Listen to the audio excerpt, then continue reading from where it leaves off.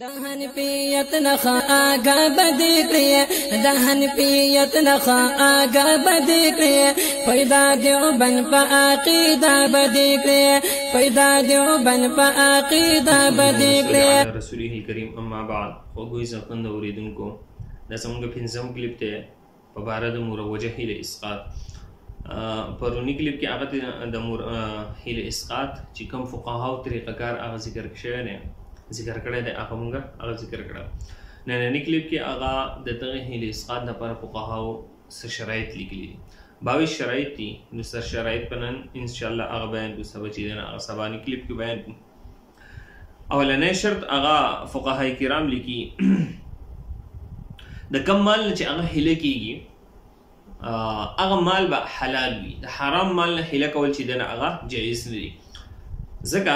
ابو هريره رضی الله تعالی عنہ فرمایي قال رسول الله صلی الله علیه وسلم ان الله طیب لا يقبل الا طیبا الله پاک ذات ته او پاک مال چې دنه هغه فقہی مشکات شریف باب جلد نمبر 1 صفحه نمبر 260 دغه رنګه علمگیری کې هغه جلد نمبر 3 صفحه نمبر 349 کې هغه دی و ازامت الرجل هر کله چې وسړی وفات شي وکسبه خبيث او د هغه کسب ګټه وټه هغه خبيث وي فالاولى لورثته د وارثان لپاره غوره خبره ده ای يرد المال الى اربابه چې دغه مال د مالکانو ته هغه واپس کی فإن لم يعرف اربابه تصدقوا به دغه مال به صدقه کی کوم مالک معلوم نه نو دغه مال چې دنه هغه د خپل مال نه دی لہذا د دین د طرف نه چې دنه هغه په اسقاط کې چې د منځونه او غیر به ساقط شي په هغه کې د دې ورکول جایز نه دي دویم شرط هغه فقها ذکر کوي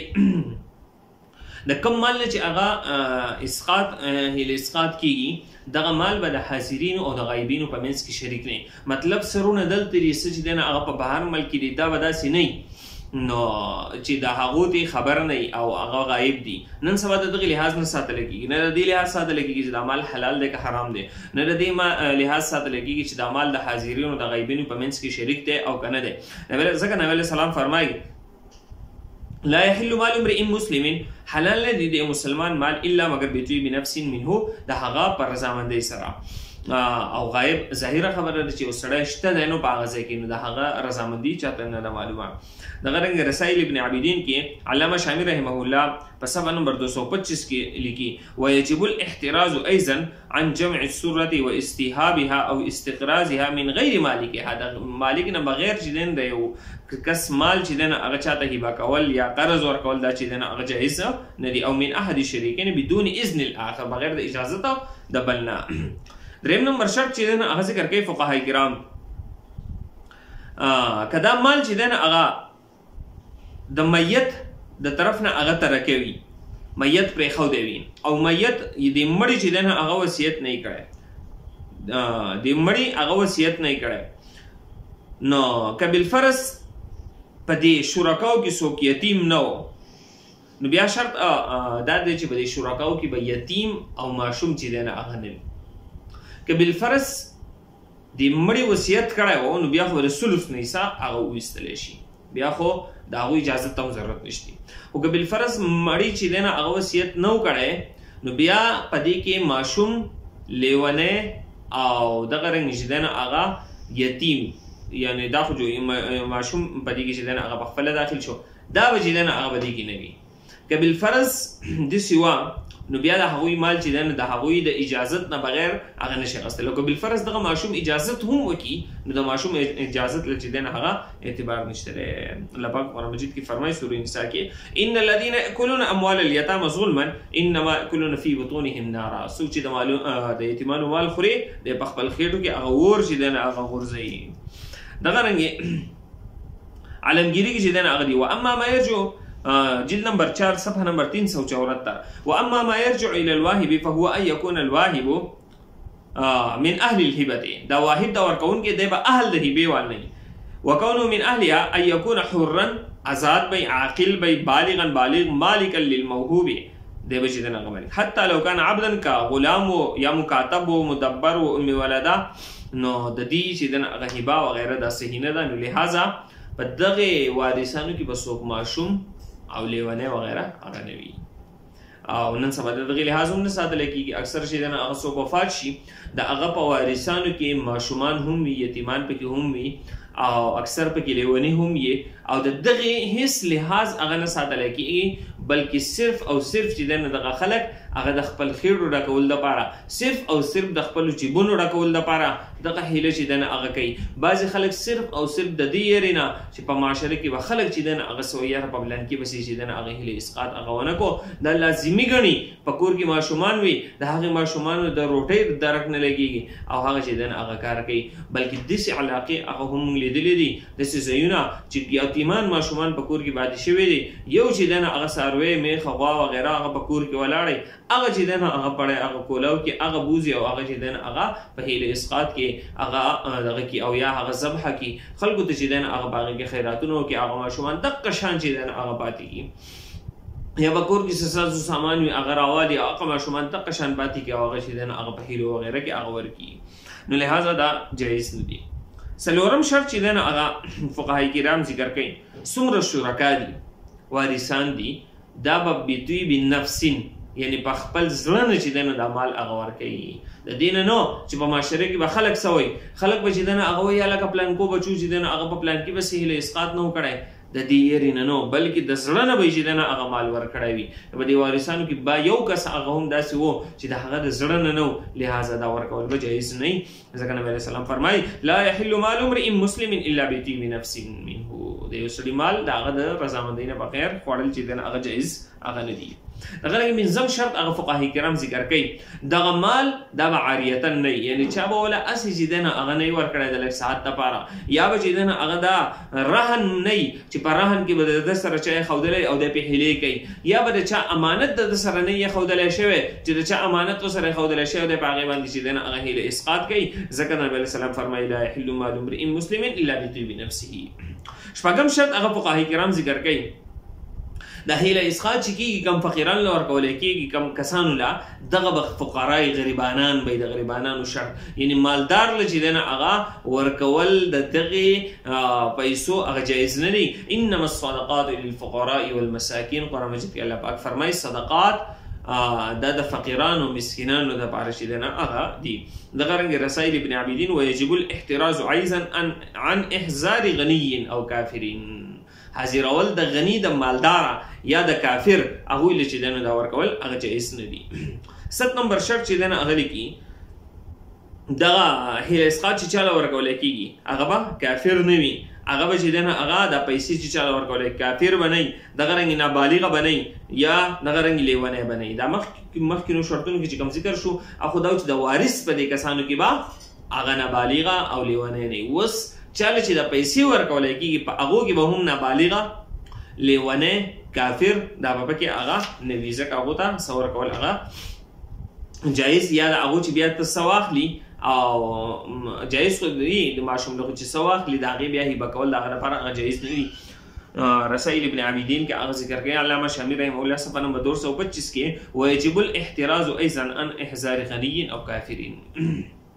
غرنګ 8 نمبر شرط هغه ذکر کوي دا مال چې ورکوي دا به یا وارث وي یا به هغه وس وي، یعنی اول چې دا مال غریبانان له ورکوي هغه بیا دته هیبه کوي دی بیا ورکوي، نو دا کس پسې یا به وارث وي د مړي یا به وصي دته به هغه وصیت چې دی نو هغه کړلی شوی وي، یا به د دې دواړو چې دی نو هغه وکیل وي، د دې نه علاوه دا چې دی نو هغه جایز نه دي.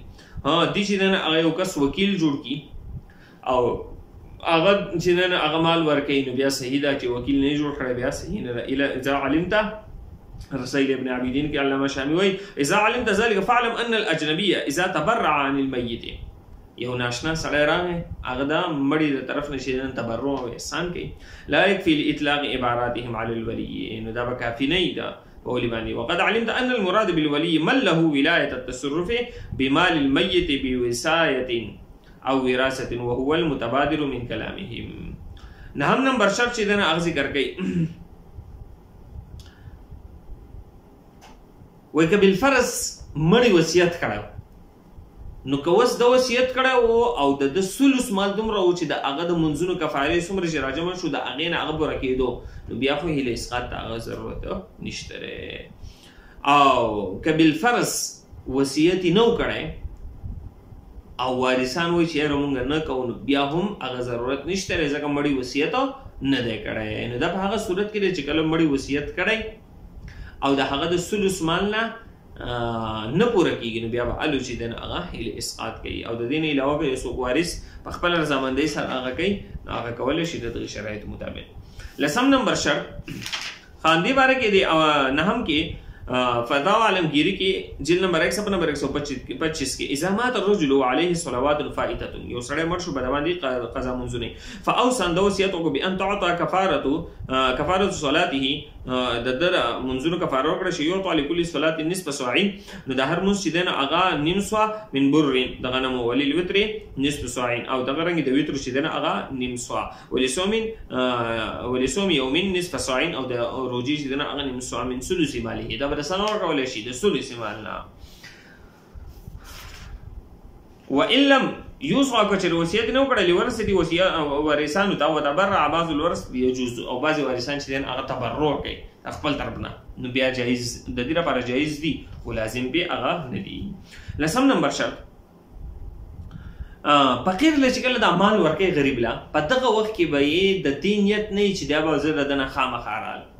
په دغه نیت پې نه ورکي بلکې دا به په دې نیت ورکي چې د زړه منځونو کفاره شي دنه هغه د اقوم خبره ختمه. بیا فقیر شي دنه هغه په خپل رضامندۍ سره د لورکي نو بیا صحیح ده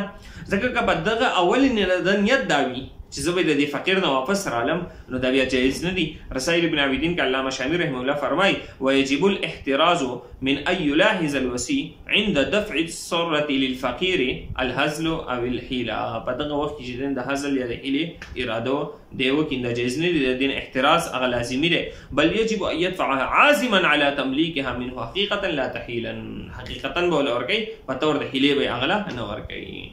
یو لسم شرط دا دی که بالفرض دا غریب انکار وکي